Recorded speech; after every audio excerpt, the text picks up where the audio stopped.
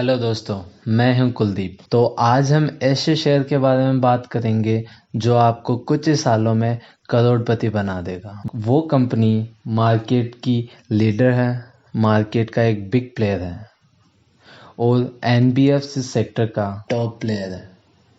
तो आप में से कुछ लोगों ने सही गेस किया है। जी हाँ, हम बात करने जाएंगे आज बजाज फाइनेंस। आप सबने सुना होगा बजाज फाइनेंस के बारे में। तो बजाज फाइनेंस का सिंपल सा बिजनेस मॉडल है। यह लोगों को लोन देती है, home loan, business loan, car loan, personal loan etcetera and all that. तो लोगों को अच्छे खासे इंटरेस्ट पर लोन देती है, उससे अपना प्रॉफिट जनरेट करती है।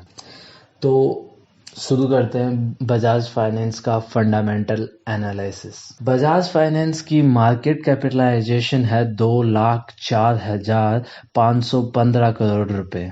पिछले एक साल में प्रमोटर्स ने अपनी होल्डिंग को इंक्रीज किया है 55.17% से इंक्रीज करके 56.2% से इंक्रीज किया है। और मोस्ट इम्पोर्टेंट, प्रमोटर्स का एक भी शेयर्स बैंक या किसी के पास में भी गिरवी नहीं है। प्रमोटर्स के होल्डिंग इंक्रीज करने का मतलब है कि प्रमोटर्स को अपनी कंपनी में विश्वास है। प्रमोटर्स को लगता है कि कंपनी का फ्यूचर ग्रोथ काफी अच्छा है, इसलिए वो ओपन मार्केट से शेयर्स खरीद रहे हैं। कंपनी का ईपीएस, अर्निंग पर शेयर, काफी अच्छा है, 76.77 rupees. Earning per share means company एक साल में एक शेयर पर कितना रुपए कमाती है। तो एक साल में एक शेयर पर कंपनी 76.77 रुपीज कमाती है। कंपनी के पास में टोटल अराउंड 61 करोड़ शेयर्स है। तो कंपनी की टोटल एनुअल अर्निंग कितनी होगी? 76.77 इंटू 61 करोड़।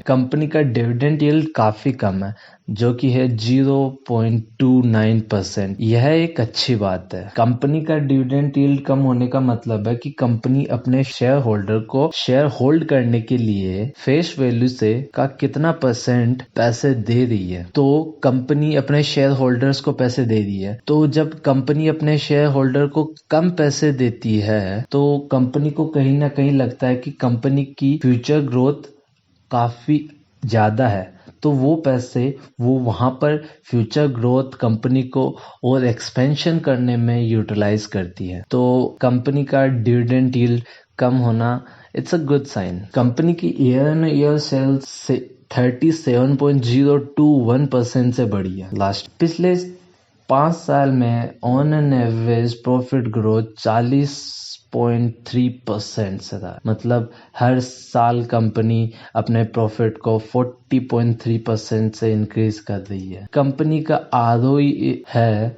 19.13%। 15% से अधिक आरओई प्रेफरेबल है। ROE means return on equity.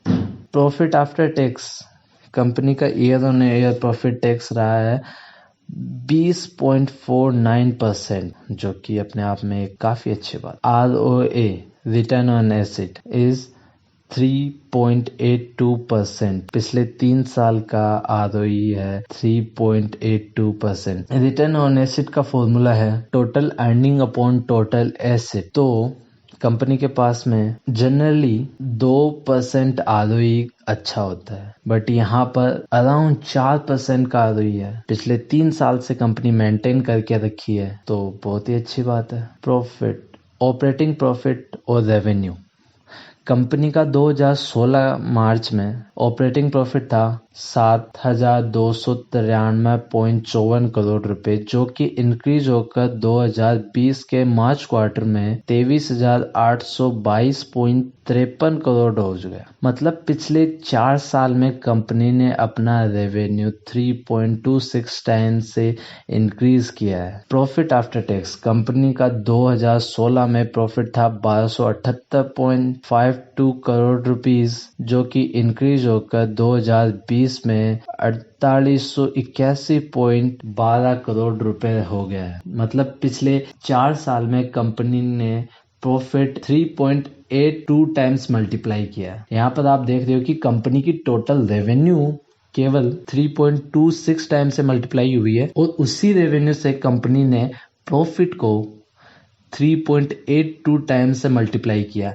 मतलब कहीं ना कहीं कंपनी ने अपने प्रॉफिट इंक्रीज किए हैं, अपने एक्सपेंडिचर्स को कम करके, फिजूल खर्चों को कम करके और मेंटेनेंस को बढ़ाकर। कंपनी का करंट रेशियो है 1.92। करंट रेशियो का फॉर्मूला होता है current asset upon current liabilities. Current liabilities वो होती है जो कि कंपनी को एक साल में पे करने होते हैं। एक साल का लोन, एक साल से किसी से पैसे लिए हुए हैं, वो करंट लाइबिलिटीज में आते हैं। उन पैसों, जो अमाउंट किसी से लिया है एक साल के लिए, उन पैसों का कैसे यूज करके वो एसेट में बनाती है, तो उसको बोलते हैं current asset. Current asset generally एक से ज्यादा होना चाहिए और यहाँ पर अराउंड 2 के पास में है, तो फिर से अच्छी बात है। क्रिजाल एक काफी अच्छी क्रेडिट रेटिंग एजेंसी है। आपने सबने राकेश झुंझुनवाला का नाम तो सुना ही होगा। राकेश झुंझुनवाला को इंडिया का वॉरेन बफेट मानते हैं, तो उनकी क्रिजाल में 5.49% टेक है। तो क्रिजाल ने बजाज फाइनेंस को 13 अगस्त 2020 को ट्रिपल ए रेटिंग दी है for the long term and also said this is a stable rating. तो triple A rating is the best rating, इससे अच्छा हो ही नहीं सकता। अब थोड़ी प्राइस की बात करते हैं।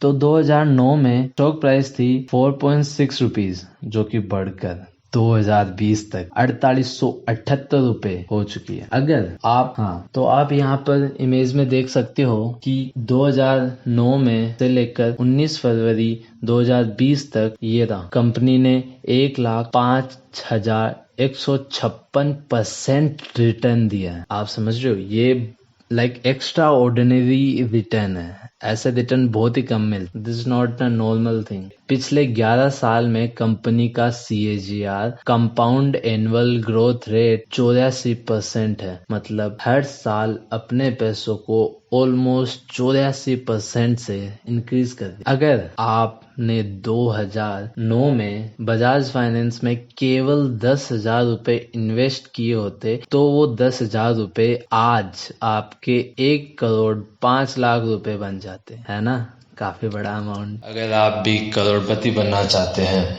और आपका डीमैट अकाउंट नहीं है, तो मैंने डिस्क्रिप्शन में लिंक प्रोवाइड की है अपस्टॉक एंड जीरोधा की, जाइए और डाउनलोड कीजिए और पैसे कमाइए। ये है पिछले एक साल का बजाज फाइनेंस का चार्ट। यहाँ पर देख सकते हो कि अपने टॉप पीक पर चल रहा था, पैंडेमिक की वजह से ये नीचे आया।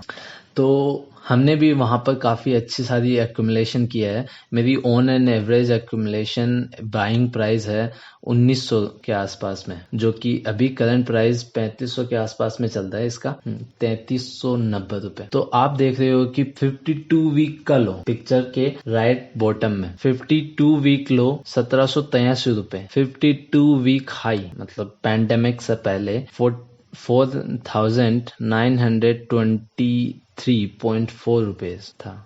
पैंडेमिक की वजह से 2 करोड़ लोगों ने अपनी जॉब खोई है। तो कहीं ना कहीं चांसेस है कि उनमें से कुछ लोग अपनी EMI टाइम पर नहीं पे कर पाएंगे। उसकी वजह से बैंकिंग सेक्टर और NBFC सेक्टर के NPA बढ़ेंगे, नॉन प्रॉफिटेबल एसेट, जो कि कंपनी के लिए बिल्कुल भी अच्छी बात, और उस वजह से कंपनी की शेयर प्राइस डाउन जा सकती है। और एक और चीज, अभी NSE और BSE का PE काफी हाई चल रहा है, जो कि 32 है।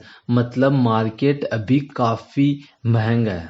अगर इस प्राइस पर आप खरीद रहे हो तो आपको लंबे टाइम के लिए वेट करना पड़ेगा अच्छे खासे रिटर्न के लिए। तो मेरा मानना है कि जब शेयर प्राइस 10 to 20% से डिक्रीज हो, उस टाइम से एक्यूमुलेशन करना शुरू करो और हर 200 के ड्रॉप पर एक्यूमुलेशन के लेवल को बढ़ाते रहो। This is time for disclaimer. This video is just for the educational purpose, do not use as a investing advice. Kindly before investing ask your investing advisor or do your own research। अगर आपको लगा है इस video ने आपकी life में कुछ value add की है, then please like and share this video and subscribe to my channel। Thank you।